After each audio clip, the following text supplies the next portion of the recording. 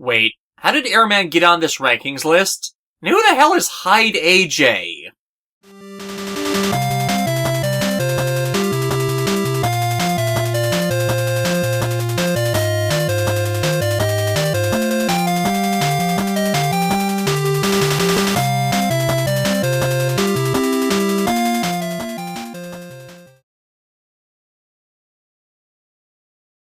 While Neto is off in Sharo assisting Raika, this episode occurs, with us seeing one of the Navis that previously participated in the N1 Grand Prix in Season 1, Shining Man, being abducted. This follows with others having the same occur, Whaleman being abducted from his job at the aquarium, and Roll being accosted while helping Mail looking up world history information at a library, while Mail herself was busy talking to Enzan, who she'd bumped into. It's only by chance she wasn't taken. With her being a witness, it gives Mail an in to being part of Enzan's subsequent investigation into this to find the perpetrator. They talk to Mei Jean, who confirms similar incidents have been happening recently every few days, which they've recorded, but have had trouble tracking since the public NetCity-based incidents are running aground to the fact that the NetCity recovery project's only gotten the region 70% restored.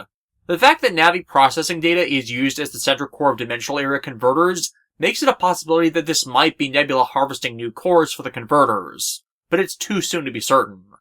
Especially since their antics are usually not covert like this, but use misdirection tactics to draw attention away from what they're after. However, collecting a list of the Taken has them all connect the dots to the notable fighters of the N1 Grand Prix, meaning it's less likely to do with Nebula, and more something relating to that whole series of events. However, there is a commonality. All of the operators and Navis seem to cross paths at a certain arcade, which the Navi that was taken in front of Roll was at as well. The two Get a Robo reference Navis that were also competitors are the next to be abducted, the giant crane from the sky being more and more ubiquitous with time, and again, the game center being a point of commonality. The one behind it, however, is monitoring them, and it wanting to steal Blues, and unaware that Blues is currently a Darkloid, makes it try to attack and draw them out, to no luck in this case. So Enzan and Mail's investigation leads them to the game center, and a game that all the stolen Navis had played. And with Blues as said MIA, it's up to Mail and Roll to step up.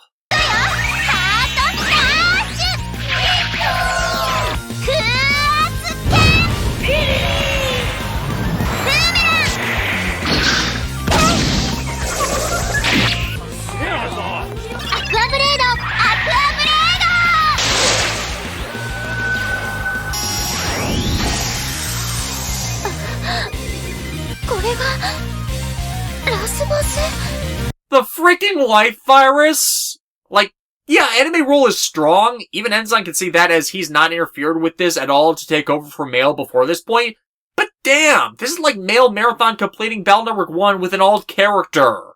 But yeah, when Roll finally oversteps and nears defeat, well, the battleship gate can transmit chips to cyberspace as well. Thus, Enzan opens a black hole to suck the super virus in to trigger a clear situation.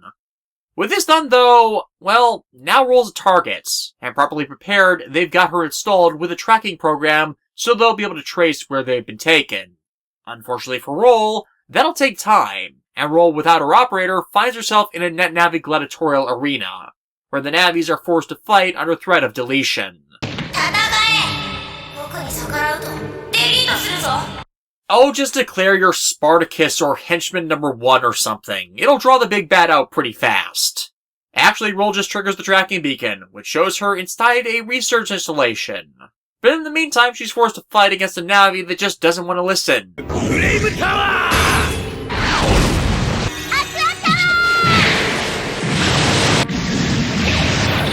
All for the enjoyment of their host.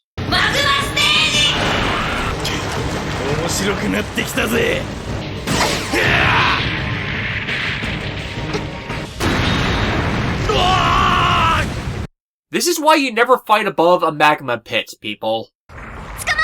Noise storm!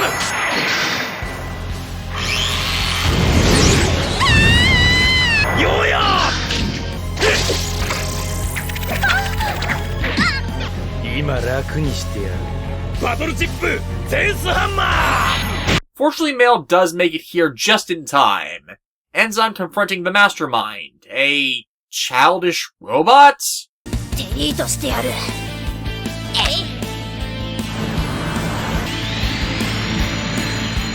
Oh, come on, does everyone but the good guys have this technology now?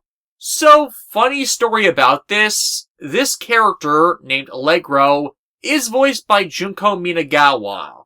While she would eventually be allowed to move into playing more mature character roles in the form of Haruka Tano in Sailor Moon Crystal, and Cornelia Lee Britannia in Code Geass, at the time she was most known for voicing young boy characters, starting her VA career rather strongly as Ryoma Enshinsen in the 2001 adaptation of Prince of Tennis, as well as providing the voice of Hakuo in Duel Masters, and Shugo Kinasaki in the awful Legend of the Twilight Bracelet anime adaptation. Her personal voice actor story is actually interesting as well, but where I'm going with this? Well, when this episode aired, she was yet another high-profile voice talent Xebec had managed to secure for a cameo here, to show they were using their assets appropriately. Most of the VAs for the Rogues Gallery hadn't quite built up their myriad of memorable roles yet, or weren't actively voicing many others alongside this. But this stuck out to me, as the character of this robot is a one-off appearance, an original character to the series, and part of a kind of important subplot. Boomerang! Slot in!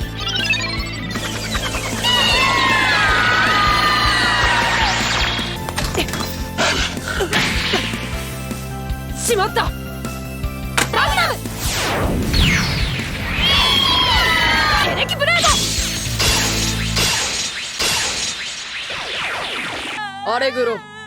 And that subplot is Forte, or rather, the sudden return of Forte, who Allegro has done all of this for. As Forte's younger brother AI, that Forte created as a companion to accompany him in his travels while using the Gospel drone robot's body.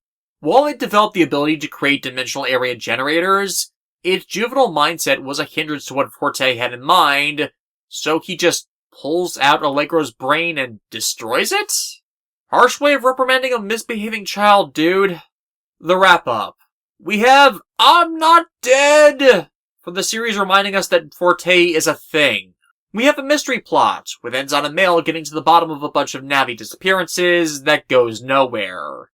As I've said elsewhere, Kenichi Araki clearly had some sort of plan for Forte that wasn't able to be capitalized on in the anime, as whatever the stuff here was ultimately leading to never ended up materializing.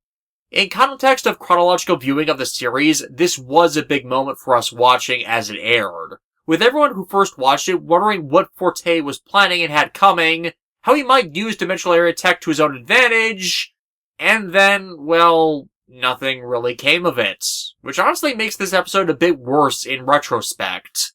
Still, there's some strong stuff with ends on a male pairing up for an adventure, and what could have been had the early side of the show not stupidly enforced the I've got to keep the Nutsaver job secret mess, which that then became. As here it's very clear Kenichi Araki has a soft spot for male as a character, with how she helps take point as opposed to any of the group's other available allies. Hell, one of the former World 3 agents, for example, could have been brought in for another cameo, since they could have initially seemed to be targets. But male being the one to do it shows just what Araki might have been planning out for the next season, considering what eventually happens there. Sadly though, because nothing truly comes of this one, them resolving this with a cliffhanger, I'll be back moment, doesn't really feel like a proper conclusion, making it a surprisingly skippable episode in the grand scheme. But still, it was one that actually was imported, so it's not like I have that much room to complain.